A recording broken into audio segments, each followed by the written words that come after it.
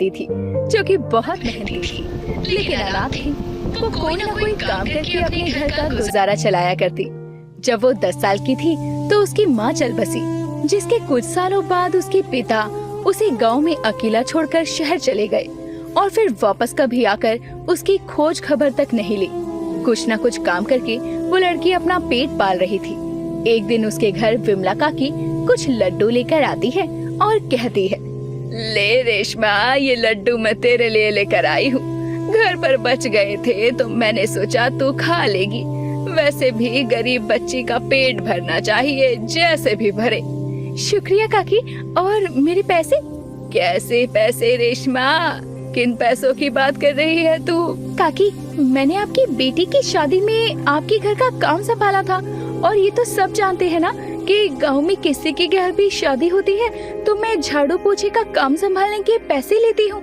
अरे कैसी बातें कर रही है रेशमा, अब अपनी काकी से भी पैसे लेगी क्या? पैसे के बदले लड्डू तो दे रही हूँ ना। तू तो जानती है तुझसे तो कुछ नहीं छुपा है। मेरे पास कोई पैसे नहीं है, ये लड्डू लेने हैं तो ले ले। विमला ये बोलकर वहाँ से चली जाती है और रेशमा कुछ भी नहीं बोल पाती और बस अपनी किस्मत को कोसती रह जाती है। ये सब मेरे साथ ही होना होता है क्या? ऊपर वाले, तुझे मेरी हालत पर बिल्कुल भी तरस नहीं आता। पहले तो तूने मेरी माँ मुझसे छीन ली और उसके बाद मेरा बाप भी मुझे छोड़कर चला गया और अब पड़ोसी दिए हैं तो वो भी ऐसे।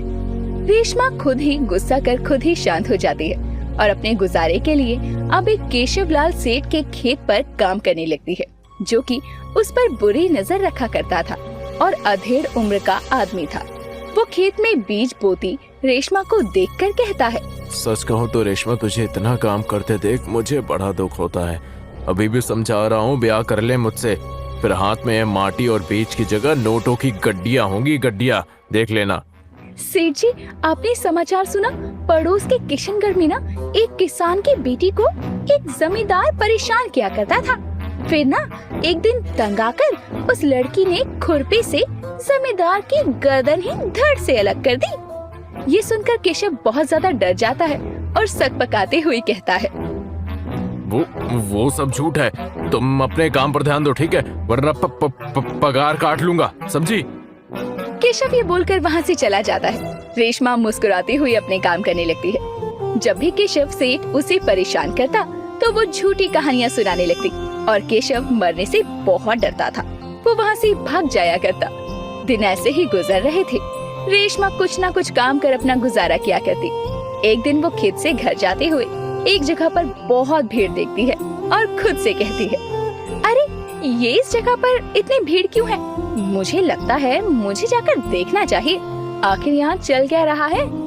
रेशमा वहाँ जाकर देखती है तो वहाँ एक पानी पूरी वाला पानी पूरी बेच रहा था और उसकी दुकान पर बहुत ज्यादा भीड़ लगी थी।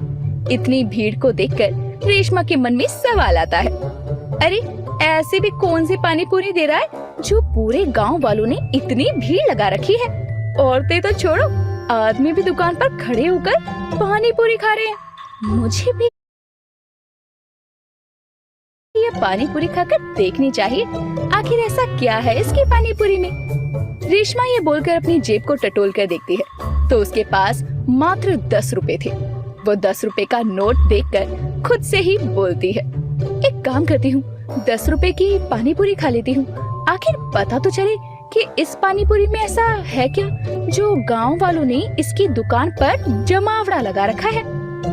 रेशमा भी ये कहकर उस भीड़ में शामिल हो जाती है और पानी पूरी का इंतजार करने लगती है। लेकिन जैसे ही रेशमा का नंबर आता है तो पानी पूरी वाला मनोज कहता है, अरे माफ करना, पानी पूरी तो खत्म हो गई है। कोई बात नहीं, मैं फिर कभी यहाँ आऊंगा तो सबसे पहले तुम्हें ही पानी पूरी खिलाऊंगा, ठीक है? खत्म हो गई? ऐसे कैसे खत्म हो गई?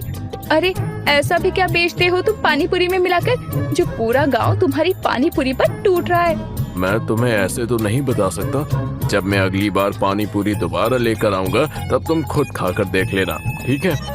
मनोज ये बोलकर अपना ठेला लेकर वहाँ से चला जाता है। वहीं रेशमा भी बड़बड़ाते हुए अपने घर की तरफ जाने लगती है और अपने घर जाकर खुद से बोलती है, आखिर क्या है ऐसा उस पानी पूरी वाले की पानी पूरी में जो पूरा गांव उसकी पानी पूरी के पीछे इतना पागल है।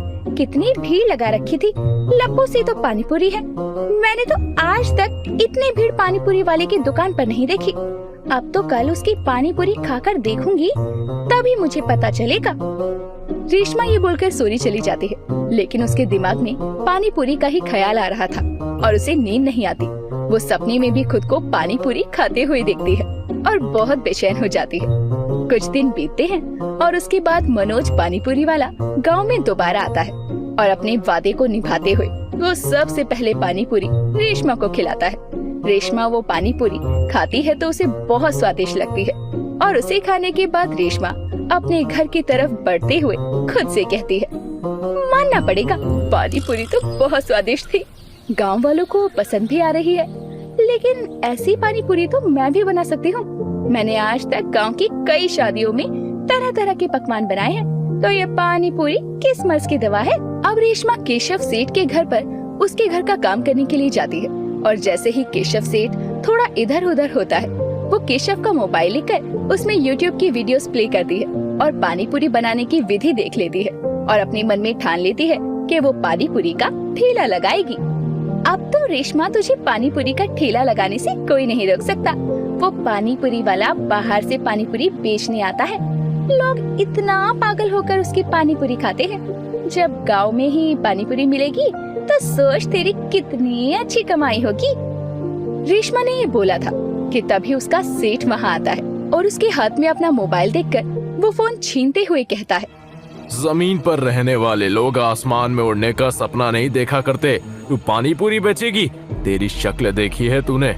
तू हमेशा दूसरों के यहाँ काम करने के लिए पैदा हुई है और बड़ी पानी पूरी बेचने वाली। सेठ ऐसा मत कहो, इंसान चाहे तो क्या नहीं कर सकता। आपके यहाँ काम करती हूँ, इसीलिए मुझे पैसे देते हो, मुफ्त का नहीं खाती जो आप मुझे सुना रहे हो। अब रेशमा ना आपको पानी पूरी बेच कर दिखाएगी, देख लेना आप। रेशमा अपने घर आती है। वो ठान चुकी थी कि वो अपने जीवन में कुछ करके दिखाएगी। उसने अपनी शादी के लिए कुछ पैसे खुद ही जोड़े थे, क्योंकि वो अनाथ थी। उसका भविष्य सोचने वाला कोई नहीं था। वो पैसों से पानी पूरी का ठेला लगाती है।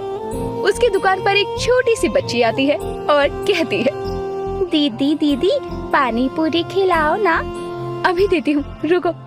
रेशमा बच्ची को जैसे ही पानी पूरी देती है, बच्ची को उसमें बहुत मिर्ची लगती है और वो बच्ची उसे थूक कर रोने लगती है और बोलती है, इसमें तो बहुत मिर्ची है, मैं इसको नहीं खा सकती दीदी।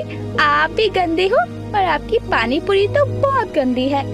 वो बच्ची ये बोलकर रोते हुए चली जाती है। ऐसे ही दिन बीतते हैं। कभी कोई पानी पूरी के पानी को ज्यादा मिर्ची वाला कहता तो कोई ज्यादा मीठा। इन सब चीजों से वो बहुत परेशान हो जाती है और घर में अकेली बैठकर ये सब सोच रही होती है कि तभी वहाँ विमला एक बर्तन में कुछ खाने को लेकर आती है और रेशमा से कहती है, हलवा लेकर आई हूँ।